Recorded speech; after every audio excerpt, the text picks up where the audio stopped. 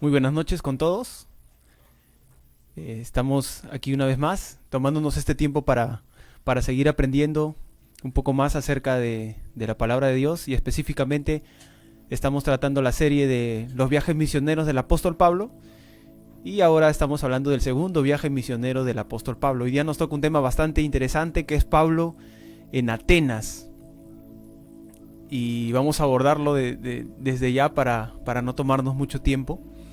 Y a modo de introducción podemos decir que nos encontramos en el segundo viaje misionero del apóstol Pablo. Ya conocemos a Pablo, sabemos que es un personaje muy importante, escritor de muchos libros del Nuevo Testamento. Hemos hablado de su primer viaje misionero, luego de que él conoce a Cristo, y ahora estamos abordando el segundo viaje misionero. Ya hemos tomado muchos temas y hoy día nos toca abordar el que les acabo de mencionar. Ya sabemos que Pablo en el segundo viaje misionero parte de Antioquía de Siria con la intención de predicar en Asia Menor a esas iglesias que él ya les había predicado en el primer viaje misionero. Quería asentar las bases de esas iglesias. Y lo hizo ciertamente y luego tenía planeado ir por otras ciudades. Sin embargo, fue impedido de predicar el evangelio en Asia por el Espíritu Santo. El Espíritu Santo impidió que él siga predicando el evangelio en Asia Menor y fue motivado a su vez por el Espíritu Santo para pasar de Asia Menor a Europa, llegando a Macedonia, este lugar tan importante en Europa en ese tiempo.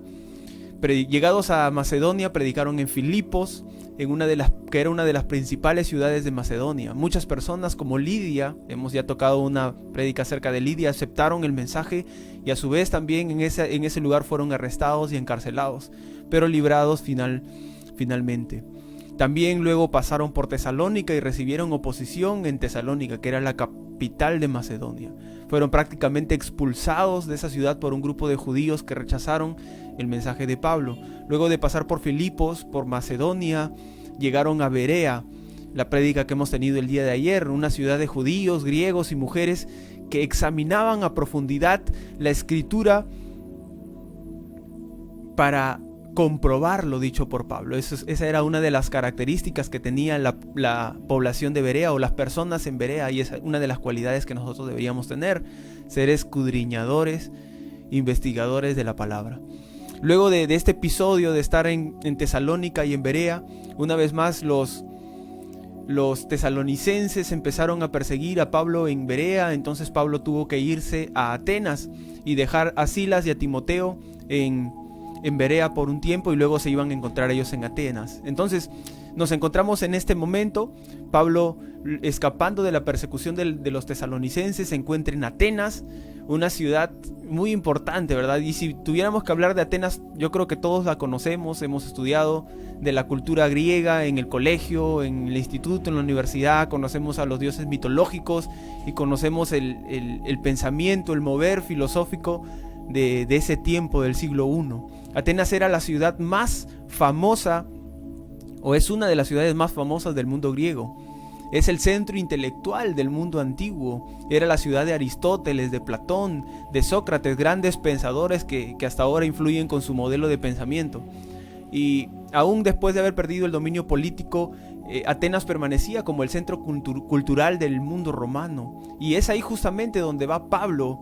Y esa era una de las cualidades de Pablo. Pablo apuntaba a las ciudades grandes, apuntaba a los puertos, en donde las noticias corren de un lugar a otro más rápidamente y se transmiten a través del mar. Entonces, como que Pablo tenía esa estrategia de predicación del evangelio. Y él recién llegado tuvo que esperar un tiempo mientras se le unían sus compañeros Silas y Timoteo. Recordemos que Silas y Timoteo se habían quedado en Berea y Pablo había pasado a Atenas. Y cuentan los hechos de los apóstoles que Pablo empleó el tiempo en el que él estaba solo conociendo la ciudad, visitando las sinagogas y disputando con los filósofos, especialmente los estoicos y los epicúreos, cuyas escuelas se encontraban especialmente activas. Entonces Pablo se encontraba en el año 50 más o menos, se encontraba en esta ciudad tan importante, en este centro del pensamiento griego, en este centro del arte, de la poesía. Era un lugar pero muy importante en ese tiempo, aunque el esplendor de Atenas en realidad se había dado 400 o 500 años antes, pero aún Atenas todavía mostraba ser una ciudad de importancia. Y aquí a Pablo se le ofrece la oportunidad de hablar en presencia de los filósofos y notables de Atenas. Y Pablo definitivamente lo acepta. Frente a estos intelectuales hace un esfuerzo por dar a conocer su mensaje de manera culta. Y hoy incluso hay una placa de bronce que reproduce íntegramente el discurso de Pablo pronunciado aquel día. Si algún día tenemos la oportunidad de ir a Atenas, yo creo que sí, vamos a ver ahí la placa de bronce del apóstol Pablo con su mensaje dictado en el siglo I a los atenienses. Y toda esta historia la podemos encontrar en Hechos de los capítulos 22 del 16 al 33. No lo vamos a leer todo porque es muy grande. Ya luego ustedes pueden tomarse el tiempo de escudriñarlo mucho más a profundidad. Hoy día vamos a abordar ciertos temas que yo considero relevantes y que tenemos que conocer a modo de historia y que también deberíamos conocer para la aplicación práctica, que es importante también. Hechos 17, 16, empezamos ahí. Ya les he narrado un poco el contexto. Ya sabemos que Pablo estuvo en Filipos, luego pasó a Tesalónica, luego pasó a Berea y ahora se encuentra solo en Atenas, esperando a Silas y a Timoteo para que se encuentren con él. Entonces Pablo está en esta ciudad y Hechos 16, 17 nos empieza a narrar la historia. Dice: mientras Pablo los esperaba en Atenas, su espíritu se enardecía viendo a la ciudad entregada a la idolatría. Una vez más, mientras Pablo los esperaba en Atenas, su espíritu se enardecía viendo la ciudad entregada a la idolatría. Pablo no era de esos a los que le importa poco que ofendan a Dios, ¿verdad? En su presencia todavía, o que maltraten al pueblo de Dios, o que sea partícipe de injusticias. No, Pablo era una persona muy enfática, era una persona que siempre estaba dispuesto a proteger o a cuidar el mensaje del evangelio, y por eso es que él dice que frente a esta realidad de idolatría su espíritu se enardecía. Y es que los atenienses tenían una cultura bien particular.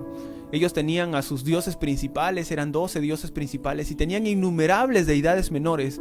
Los antiguos griegos adoraban a una deidad incluso que ellos llamaban al dios desconocido. O sea, ellos tenían sus dioses principales, tenían sus dioses o sus deidades menores. Incluso cuenta el libro de Hechos, y también lo cuenta la historia, que ellos tenían un atrio para adorar a dioses o a un dios al que ellos no conocían. Los atenienses tenían tantas deidades que en uno de sus altares habían puesto en la inscripción al dios no conocido.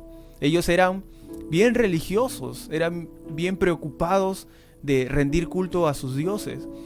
Y en el afán de rendir culto a sus dioses, por si acaso, por si las dudas, por si se olvidaban de algún dios, porque tenían dioses para todo, habían levantado un altar para un dios que ellos no conocían. Y Pablo, ya veremos más adelante, que se toma justamente de esta realidad para predicar el mensaje en Atenas. Y yo, estudiando un poco o leyendo un poco acerca de este tema y conociendo el nivel de idolatría de los atenienses, me ponía a reflexionar un poco, y creo que aquí nosotros debemos rescatar algo también importante para este tiempo y para nuestra vida práctica. Y es que en la actualidad aún se hace evidente la adoración a estatuillas hechas de mano de hombre, ¿verdad? Se hace evidente, todavía se lleva a cabo prácticas de adoración o de veneración a estatuas hechas de bronce, de madera, de plata. Sí, aún se hace evidente. Sin embargo, hay un tipo de idolatría igual o más peligrosa. Si bien es cierto, Pablo estaba condenando, o Pablo estaba enjuiciando la idolatría de los atenienses porque tenían estatuillas para diferentes clases de dioses, y aunque en la actualidad eso también lo podemos ver, tenemos que conocer también que hay un tipo de idolatría igual o más peligrosa todavía. ¿Y qué es idolatría? Idolatría es ceder el lugar de privilegio que le corresponde a Dios en nuestra vida a alguien o algo más. Idolatría es ceder ese lugar de privilegio que le corresponde a Dios en nuestra vida y entregárselo a alguien o algo más.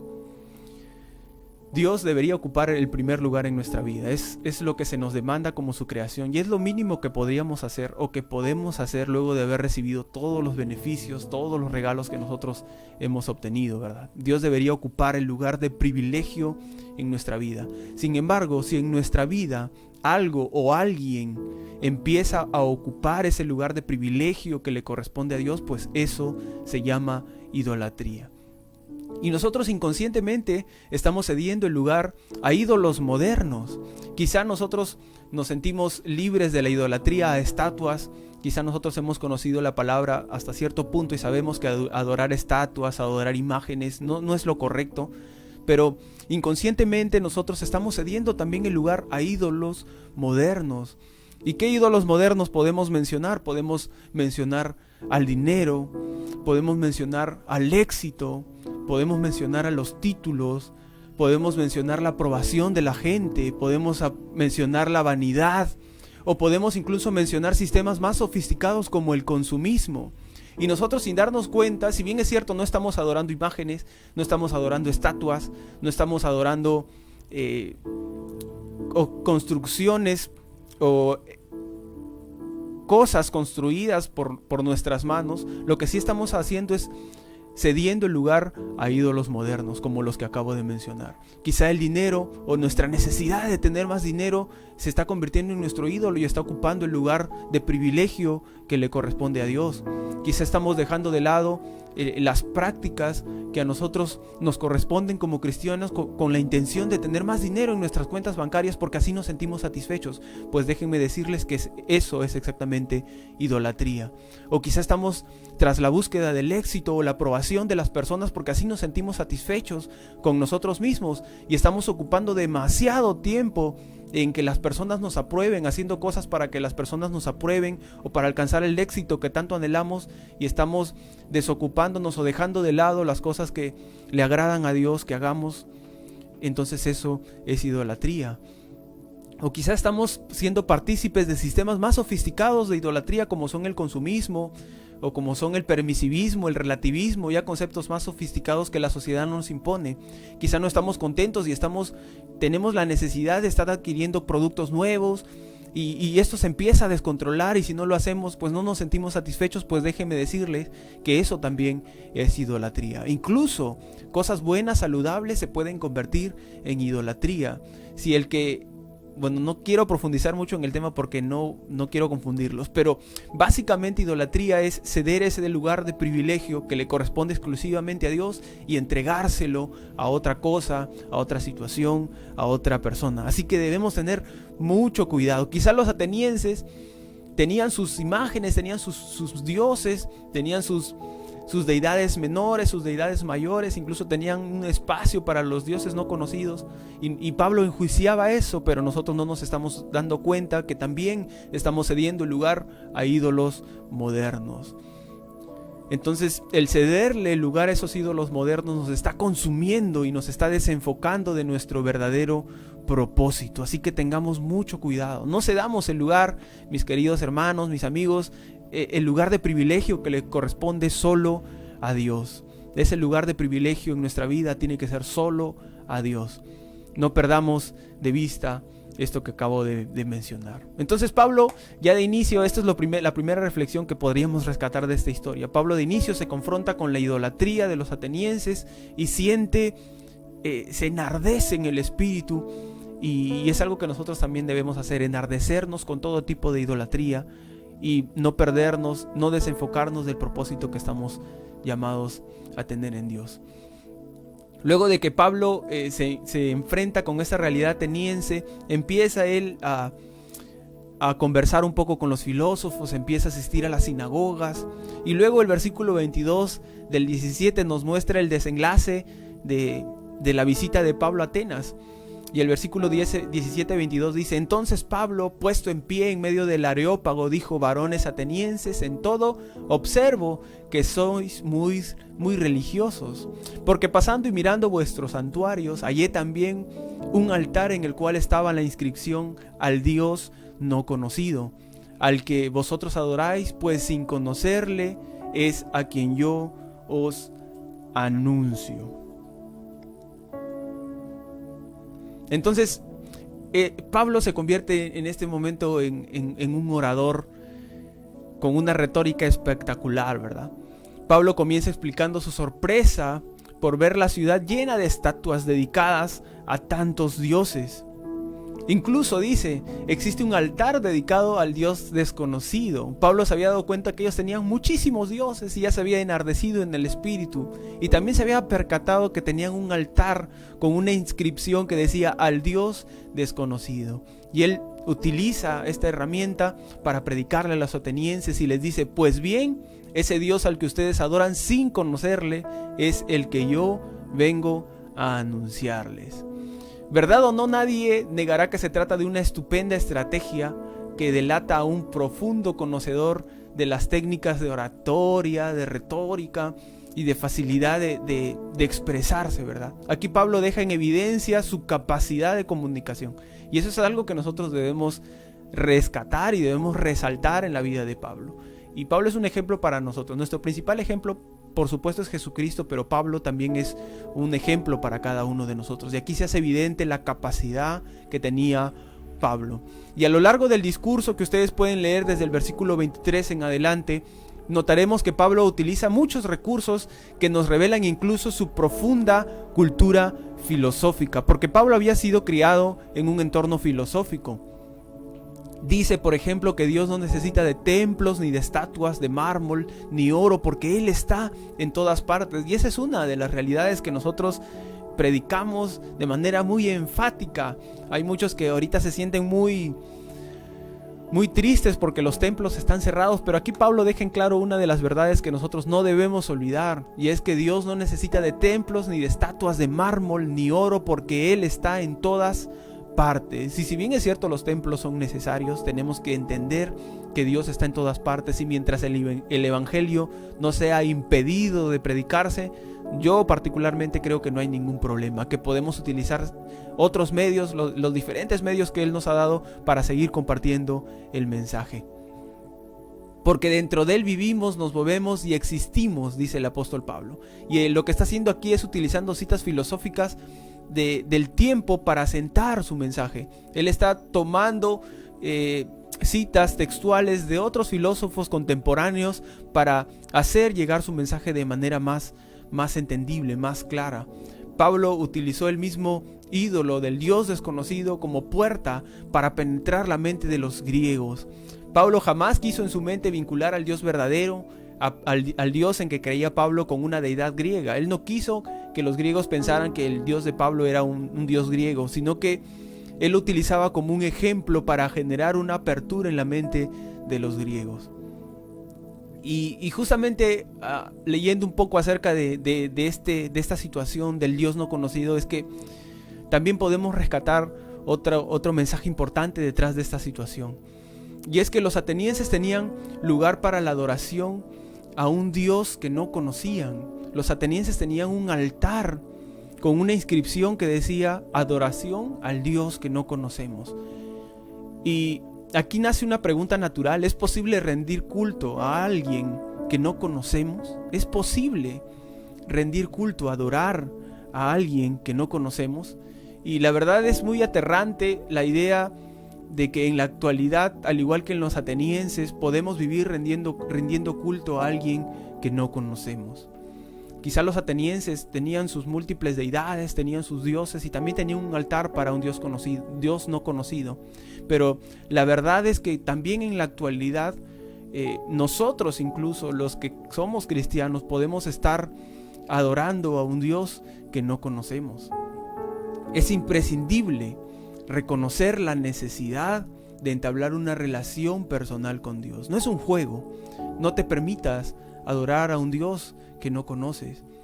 Muchas veces nosotros estamos envueltos en rituales, envueltos en prácticas, envueltos en rutinas, envueltos en conceptos, pero la verdad es que no hemos podido entablar una relación personal con Dios. Y al igual que los atenienses, estamos teniendo prácticas de adoración, pero con un Dios que no conocemos. Y el evangelio no se trata de eso. El mensaje que quería compartir el apóstol Pablo a los atenienses no era ese. El apóstol Pablo lo que venía a proponer eran las buenas noticias de que el Dios creador de todas las cosas se había hecho carne, había venido a este mundo para que nosotros podamos tener una relación personal con Él. No seamos como los atenienses que tenían un altar para adorar a un Dios no conocido. No seamos esos cristianos que solamente llevamos el título sin haber experimentado una relación personal con el Dios creador, con Jesucristo encarnado. Uno de nuestros principales anhelos, una de nuestras principales motivaciones tiene que ser el vivir una vida en constante vivencia con Dios, con su Hijo Jesús, con el Espíritu Santo. Esa tiene que ser una de nuestras principales prioridades. No nos descuidemos, mejor dicho. No nos descuidemos, no vivamos un cristianismo vacío, un cristianismo superficial, un cristianismo sin profundidad. Nosotros necesitamos de un cristianismo verdadero. Por eso es que se nos ha dejado el Evangelio, se nos ha dejado su palabra para que nosotros podamos experimentar una relación personal, una relación con un Dios que realmente se puede conocer, que podemos conocer y que se ha dado a conocer. Él es el quien viene a nuestro encuentro, nosotros solo tenemos que abrir la puerta y dejarlo entrar. No seamos como los atenienses. Entonces ya hemos hablado de Pablo en Atenas, de la idolatría, hemos hablado del Dios no conocido. Luego quisiera hablarles también de un poco del método que utiliza Pablo para hablar a los atenienses. Y es un método de evangelización que es muy particular, y Pablo nos deja una clase magistral de la forma en que deberíamos evangelizar. Primera de Corintios, capítulo 9, de los versículos 20 a 23, escrito por Pablo justamente entre sus cartas al pueblo de los corintios. Él dice: me he hecho a los judíos como judío, para ganar a los judíos, a los que están sujetos a la ley, aunque yo no esté sujeto a la ley, como sujeto a la ley, para ganar a los que están sujetos a la ley.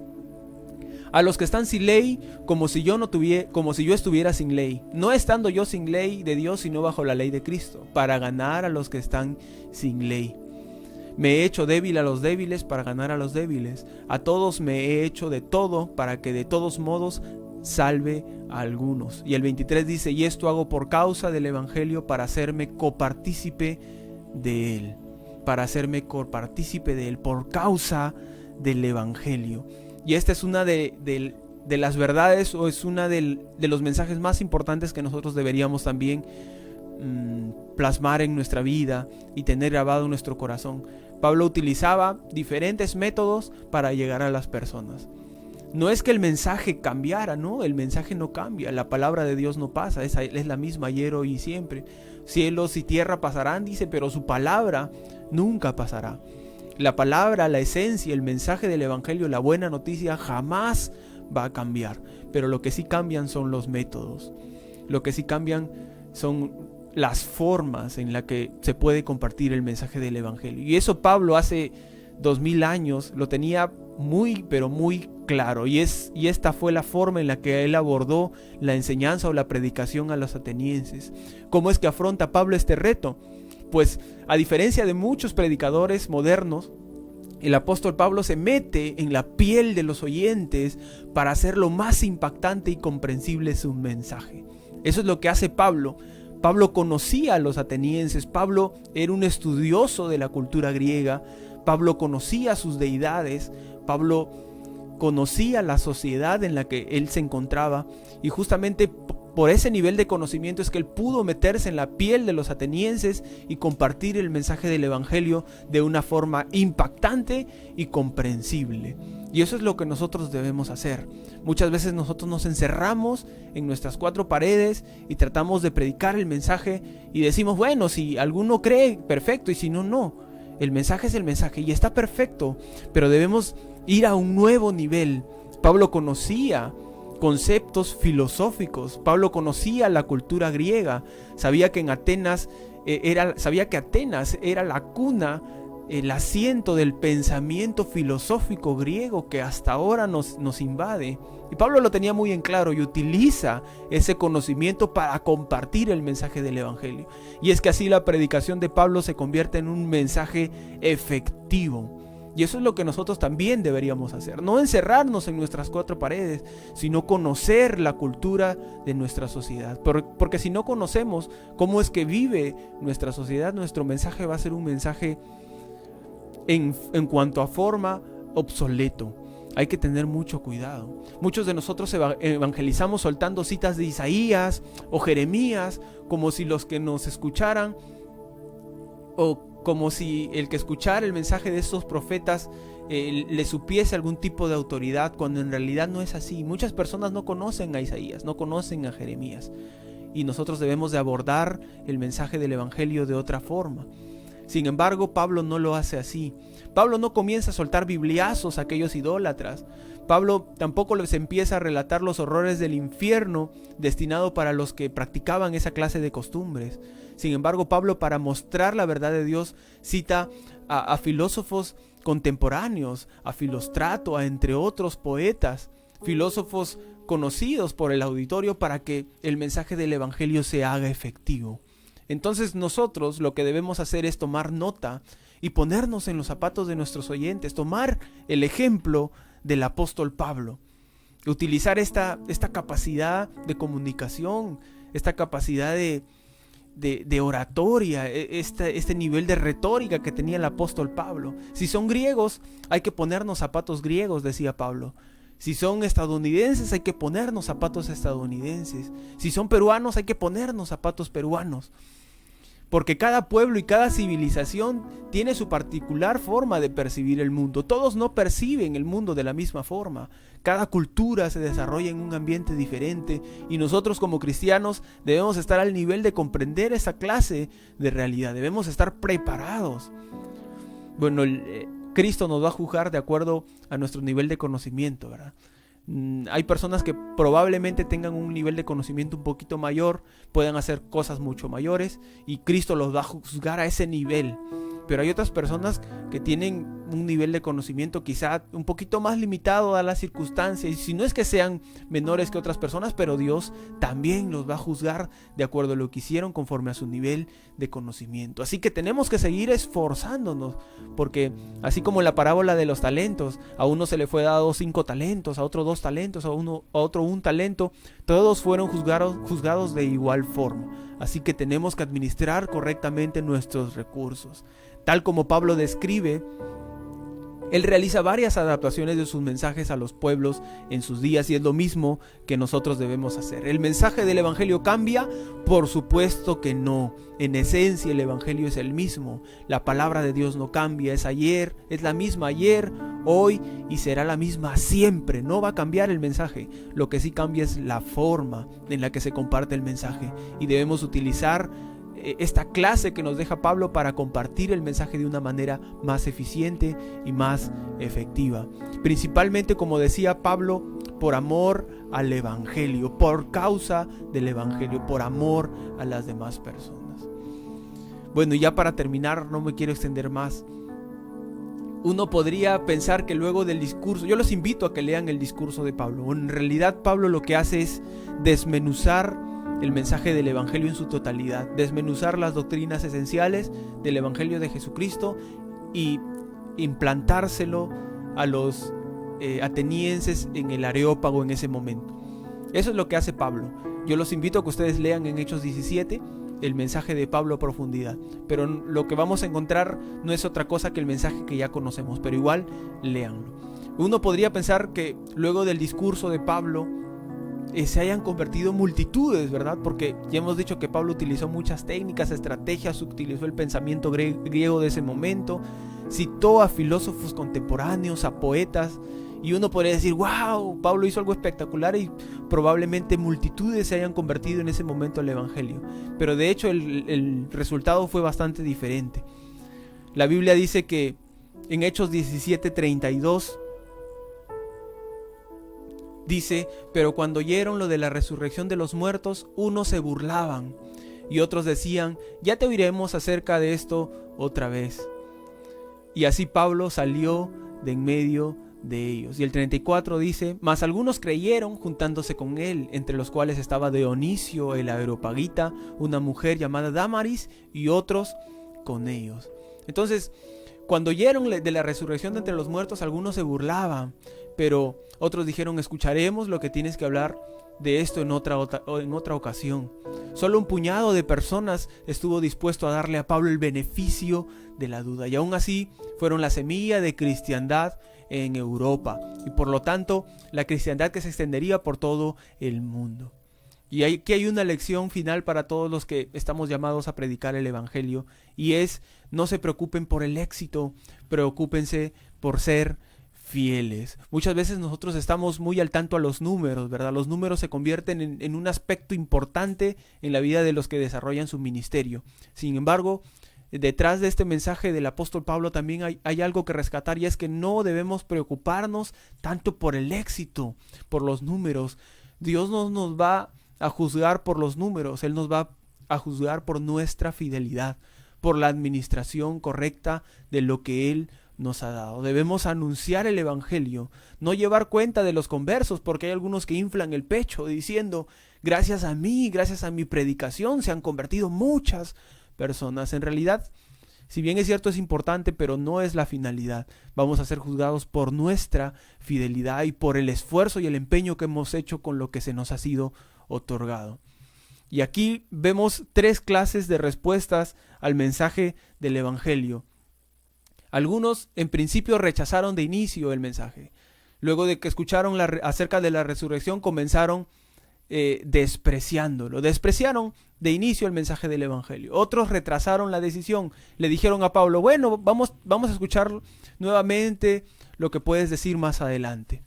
Y hay otros que creyeron en Pablo y se le unieron. Y esto es un paralelo a la parábola del sembrador. Hay múltiples tierras, y eso es lo que también sucedió en ese momento en el Areópago con Pablo y los atenienses.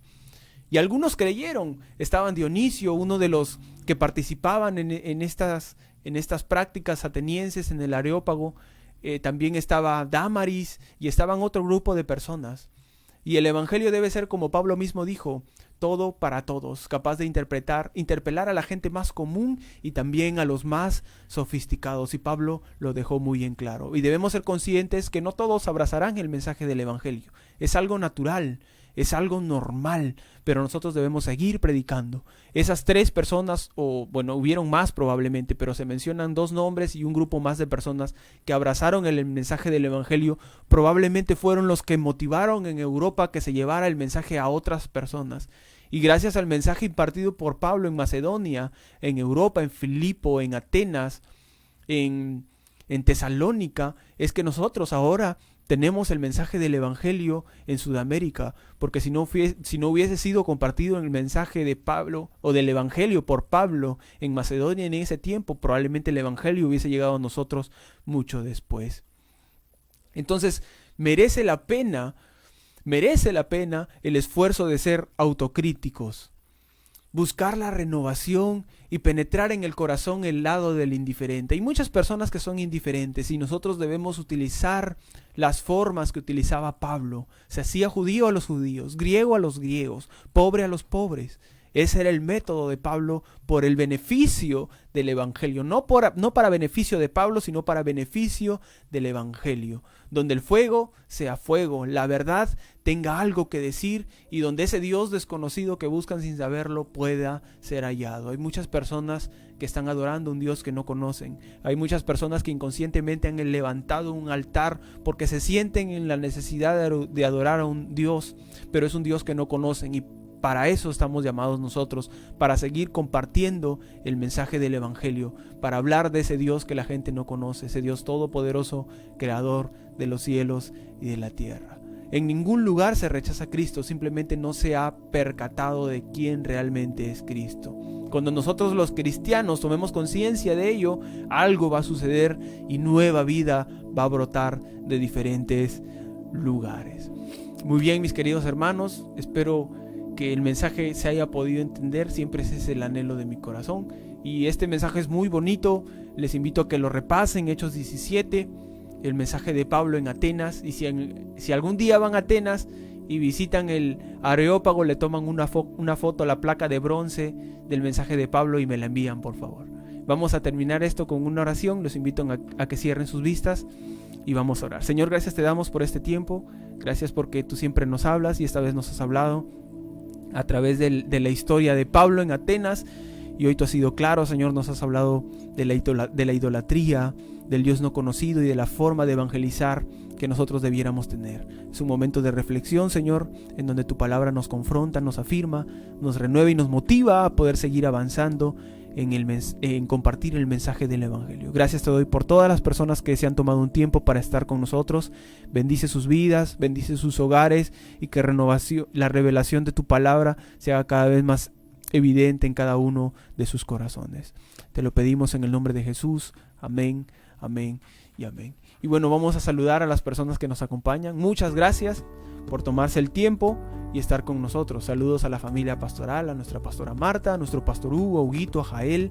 Saludos a Jennifer Ariza, a la familia Barrientos Vega, a Elga Requelme, a la familia Correa Zapata, a Christopher, a Mark, a Israel Ariza, a Oscar Bacari, a Robert Segura, que nos mira desde Argentina, a su esposa, a su hijita, a Stephanie Valiente, a su esposo, a sus hijos, a mi tía Luisa García, que nos mira desde Estados Unidos. Saludos a toda la familia por allá, a Ámbar Ariza, a Luis Godoy, a su esposa, a sus hijos, a Jackie Velázquez, a su mamita, a su hermana Débora, al pastor Rolando Zuleta, a su familia, a Alicia Quispe, a la familia Correa Gamboa, a Carlos, a Juanita, a Cintia Godoy, a Pilar Hernández, a Clara Vigo, a Rosa Vigo y a toda su familia, a Saraí Ariza, a Miriam Velázquez, a Elizabeth Rodríguez, a Oscar Moreno López, a Juanita González, a Jesús Huanca, a Gladys Guamán, a Yolanda Gómez, a Santa Maguiña, a Johnny Soto, a Bianca Zoe, y saludos a todos. Muchas gracias por estar con nosotros. Nos vemos el día miércoles 14 con un nuevo episodio del segundo viaje misionero del apóstol Pablo. Lean Hechos, mis queridos hermanos. Nos vemos el día miércoles. Bendiciones.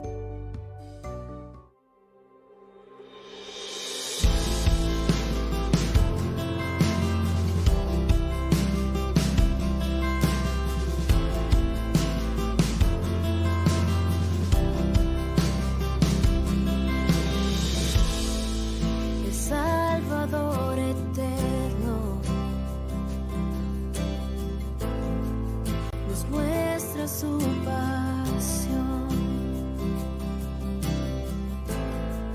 su amor incuestionable en la cruz nos reveló. Me rescató, me perdonó, la cruz, la tumba en libertad puedo vivir. La muerte Él venció por mí. Aun siendo inocente,